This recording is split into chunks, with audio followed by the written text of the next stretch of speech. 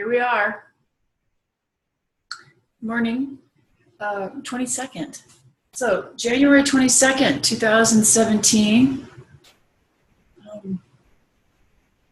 Let's just sit. Just sit for a minute, and then we'll dive in to the cornucopia of ideas and discussions that I'd like to at least start to address. Oh, these things are so funny, right? You have to get the right.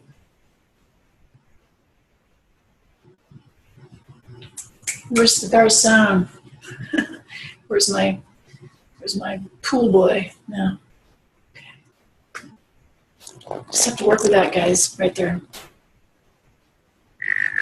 This is too blurry. What do you think? Oh, maybe that helps. Maybe that helps. Okay, just a hair.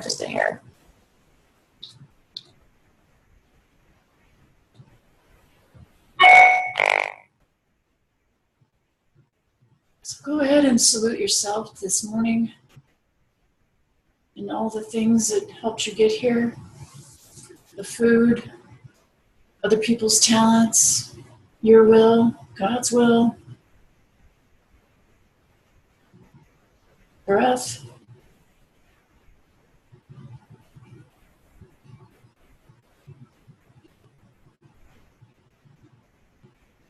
Locomotion,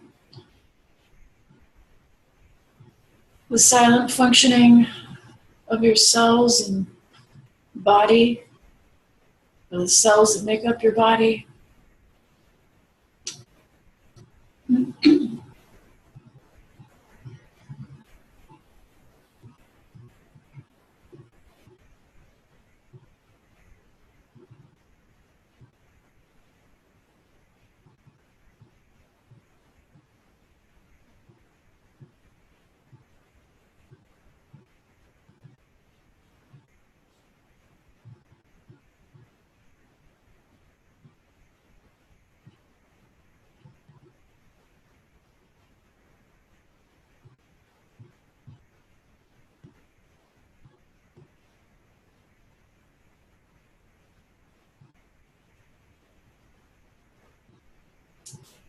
And then go ahead and open your eyes.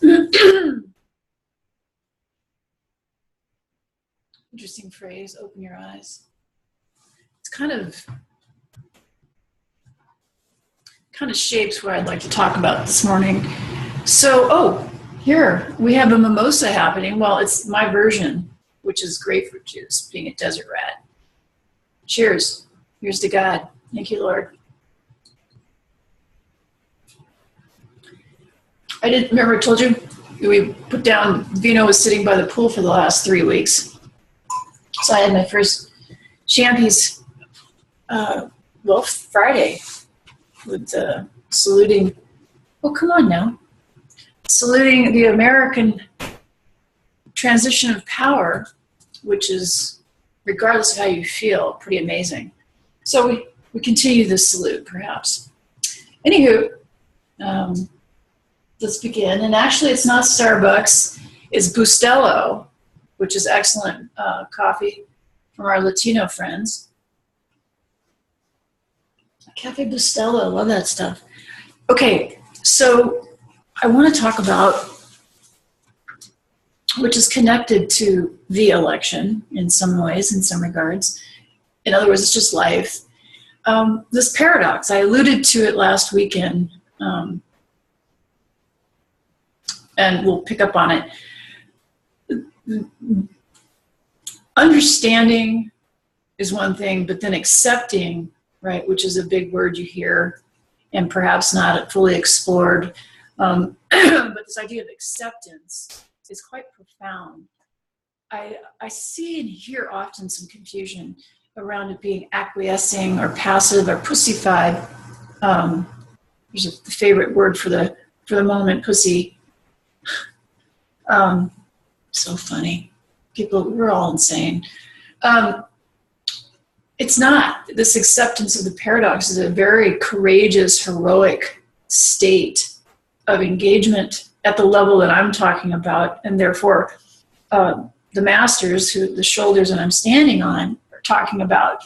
I am only saying what has been said a million times before, but perhaps in my nutty way, I could share with you another way of looking at it, to understand it, to be able to access it and touch it. Let me say the opposite. I'm not interested in mental mumbo jumbo combat of intellectual ideas. That's not really where I roll. So try to receive this from your heart and not your mind, because the mind is the thing that fights the paradox, that wants to make things right or wrong, good or bad. It's the thing that causes the problems. So we're trying to discipline, there's that word again, discipline our minds so we have access to our hearts. Our hearts, our heart. You could say it, the collective heart, or all the many hearts that make the one heart and all that jazz, I suppose.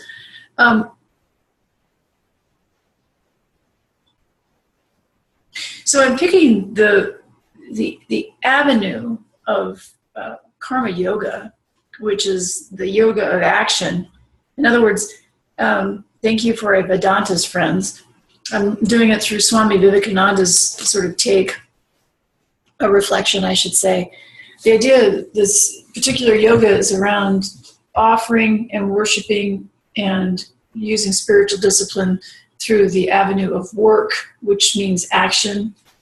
Karma just means action. So bhakti being devotional, karma being action-based, so doing everything, drinking a mimosa, cleaning the floor, protesting, changing the diapers, like all of it, you bring God to it. You're using all these actions as a way to worship and salute God. So it takes away the confusion of emotion, and it takes away all that jazz, which is where people struggle, because we're really attached to our goddamn emotions around things. So therein lies the rub. That's why it's a challenge, right? It's challenging our attachment to something being more important than something else. This is the big girl, big boy pants here. So let me start there. We've got the groovy, we've got a lot of cloud things, and I'll keep trying to. So funny. Life is so funny. See, you can't relax. And that's the thing. How does one rest in the paradox without getting your panties in bondage, right? I mean, that's the big show. So this is from Karma Yoga. I'm jumping right in here. And keep in mind the environment that we're in, right? I love, too, that we've got President Obamster here in Palm Springs, and we got President Trumpy on the East Coast. I mean, you can't get better than this, right? This is Karma Yoga. I'm just starting in the middle with Swami Vivekananda. To come back to one of our main points, we say that we cannot do good without at the same time doing some evil, or do evil without doing some good. It's the truth. You cannot avoid it.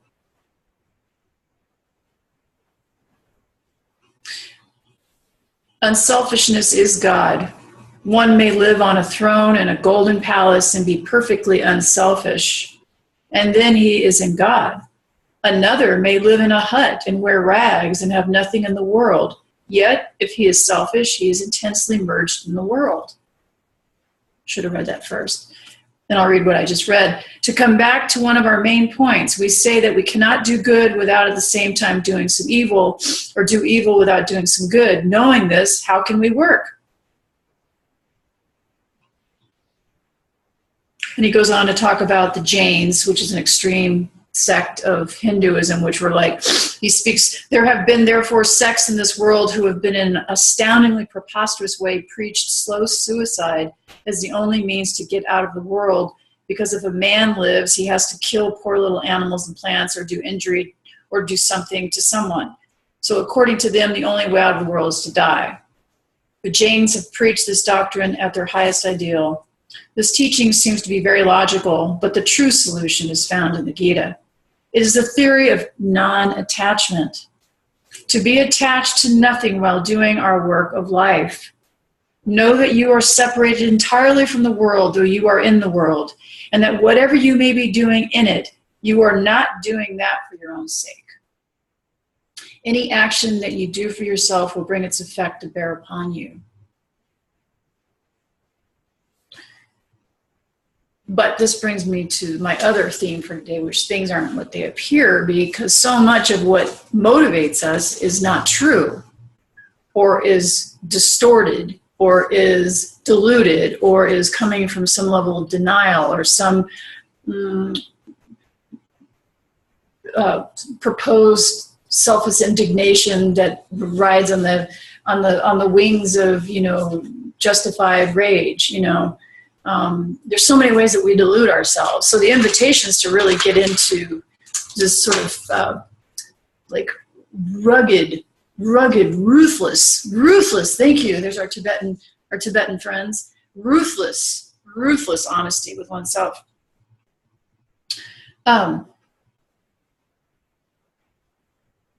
Let's see if there's anything I need to read here.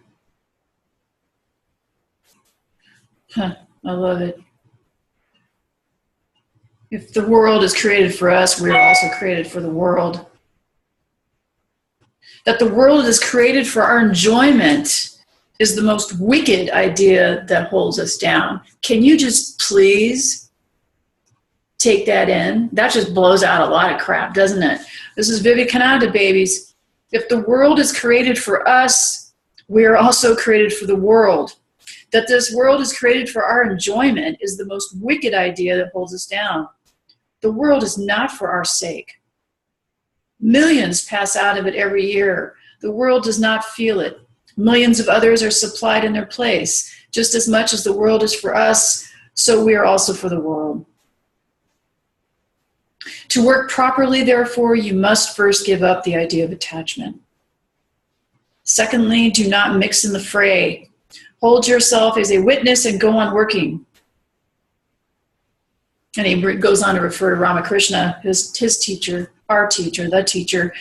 Look upon your children as a nurse does. The nurse will take your baby and fondle it and play with it and behave towards it as gently as it were her own child. But as soon as you give her notice to quit, she is ready to start off bag and baggage from the house. Everything in the shape of attachment is forgotten. And again, this is important to get. To think that the world is not here for our enjoyment is incredibly freeing, but you have to, we say, massage it, like your japa beads. All these people are wearing these beads around their wrists, and I don't think they know what they're for. I mean, that's lovely, but use them, take them off, and they're prayer beads, right? And do it in private. This is just a little FYI. Usually you do it underneath, you have a serape or something, you do it underneath, or do it quietly in the right atmosphere, and it can bring you all sorts of lovely insights. Now, the paradox, well, you're not supposed to enjoy anything here. That's not what he said. Indeed, bow to the butterfly, bow to the hummingbird, bow to the gracious water that's being supplied to you. But again, salute it as a gift, as grace coming to you, not as something that you're what is this word people use these days? I deserve, I'm entitled. These are dangerous words, man. Muy dangeroso, right? On that note, muy dangeroso. Entitlement, deserve, very, very dangerous. I'll let you explore that on your own. Okay, time is of the essence, though. Okay, we're going to move on. I was reading the Bible this morning, and again, reflecting on all the different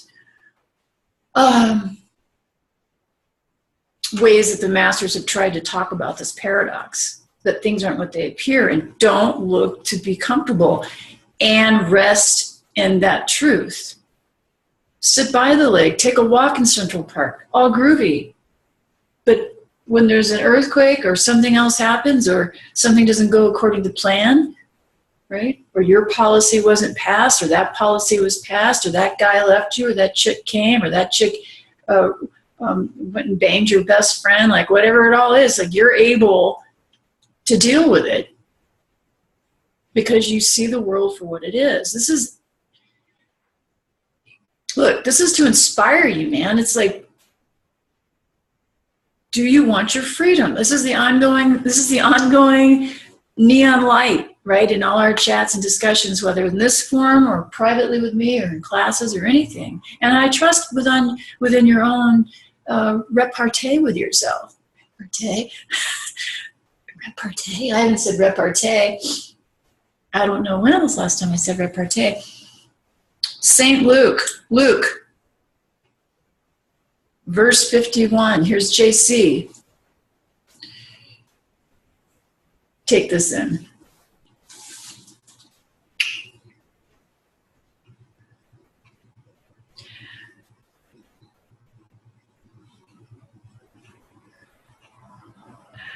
Shall I start earlier, I think? Yeah. I'll start with 49. Pardon me. Luke, verse 49. Chapter 13, verse 49. I came to set the earth on fire, and I wish to do it, if it has not already been kindled. I have a baptism to be baptized with, and I am oppressed until it is fulfilled. Do you think that I have come to bring peace on earth? I say to you, no, but divisions. For from henceforth there will be 5 in a house who will be divided, 3 against 2 and 2 against 3. For a father will be divided against his son, and a son against his father, a mother against her daughter, and a daughter against her mother, a mother-in-law against her daughter-in-law, and a daughter-in-law against her mother-in-law. And he said to the people, when you see a cloud rise from the west, you immediately say it will rain, and so it is. And when the wind blows from the south, you say it will be hot, and so it is. Oh, you hypocrites! You know how to discern the face of the earth and of the sky. How then is that you do not discern this time? Why do you not of yourselves judge what is right? For when you go with your accuser to the ruler, while you are on the way, give something and settle with him. Otherwise he might take you to the judge, and the judge will deliver you to the prison warden, and the prison warden will throw you into prison. Truly I say to you, you will not come out from thence until you pay the last penny. What's he saying? Well, he's saying a very similar thing that Vivekananda is saying. Stop trying to make this place more than it is, and don't delude yourself. This is not a kind place, and it's demanding our mercy and kindness. Man, there's just no way to get around this, guys. I think this is fantastic. Now, the divisions that he's talking about is, well, one of the reasons why we perceive it as painful is because we get attached, right? So this is JC's way of saying, I'm going to show you where you're attached by creating disharmony, but from the spiritual perspective. These are meditations. Because I love you so much that where you're attached, you're cutting yourself off from the divinity, from the divine. That's why it's so painful when our heart breaks. That's why it's so painful when we don't get our way.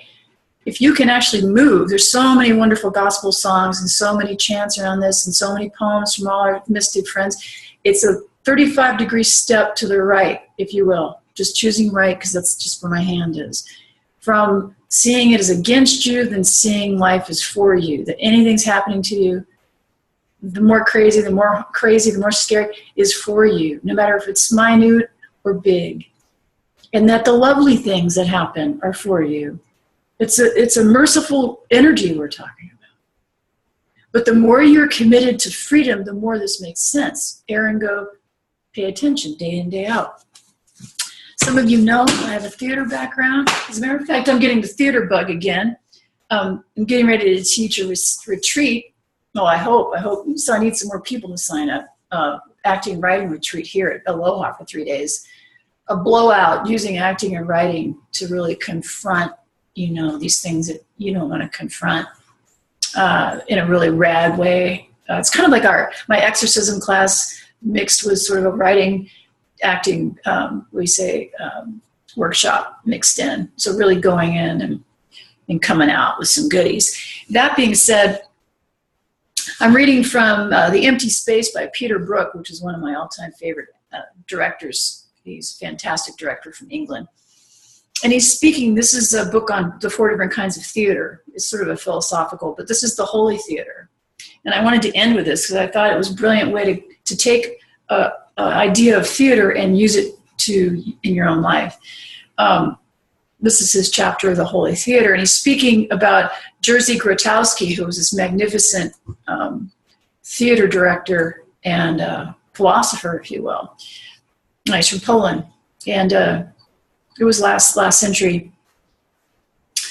In Poland, there's a small company led by a visionary, Jerzy, Jerzy Grotowski, that was also a sacred aim. The theater, he believes, cannot be an end in itself, like dancing or music in certain dervish orders. And theater is a vehicle, a means for self-study, self-exploration, a possibility of salvation. The actor has himself as his field of work. I'm inviting you, regardless if you're in theater or not, this is some way to approach your life. The actor has himself, the person has himself as his field of work. This field is richer than that of the painter, richer than that of the musician, because to explore, he needs to call on every aspect of himself. His hand, his eye, his ear, and his heart are what he is studying and what he is studying with. Seen this way, acting is a life's work. The actor is step by step extending his knowledge of himself through the painful, ever-changing circumstances of rehearsal and the tremendous punctuation points of performance. In Grotowski's terminology, the actor allows a role to penetrate him. Think of that. If you were to do that with being a father, a mother, a boyfriend, a girlfriend, a teacher, a student, an angry person, a gardener, a lawyer, an asshole bitch, a prick, like, there's Lincoln again. Whatever you are, be a great one, right? The actor allows a role to penetrate him. At first, he is all obstacle to it, but by constant work, he acquires technical mastery over his physical and psychic means by which he can allow the barriers to drop. I love this. Auto-penetration by the role is related to exposure. The actor does not hesitate. The person does not hesitate, Marzi's words, to show himself exactly as he is, for he realizes that the secret of the role demands his opening himself up, disclosing his own secrets, so that the act of performance is an act of sacrificing what most men prefer to hide. The sacrifice is his gift to the spectator. Here, there's a similar relation between actor and audience to the one between priest and worshiper. I love this. Part of what's happening in the field of politics, part of what's upsetting people is because, in a way, this person called Trump is exposing himself, clearly, and exposing a lot of the centipedes that reside here as well. Keeping politics out of it, we are a collective unconscious, and if that's true, then we are a part of everything that's happening. And just like Vivekananda says, everything's not evil and everything's not good. Good resides in evil and evil resides in good. So like everything that's happening, embrace it, work with it, let it expose parts of you, and enjoy the ride. Do you want your freedom? I'll end on this. Sorry for the funkadelic light. Maybe it's kind of groovy. Vivekananda says it the best. His poem, The Kali, who you know is who I bow to. The stars are blotted out. The clouds are covering clouds. The darkness, vibrant sauna. And the whirling wind of a million lunatics are the souls of a million lunatics, just loose from the prison house, wrenching trees by their roots, sweeping all from the path. The sea joins the fray and swirls up mountain waves to reach the pitchy sky. The flash of lurid light reveals on every side 1,000 shades of death begrimed in black. scattering plagues and sorrows, dancing mad with joy. Come, Mother, come, for terror is thy name, death is thy breath, and every shaking step destroys a world forever. Time, time, the all-destroyer, come, O Mother, come. Who dares misery love and hug the form of death, dance in destruction's dance? To him the Mother comes. Open heart. Take it all in. Love you. God be with you. Another day in paradise. Cheers. Oh, cheers.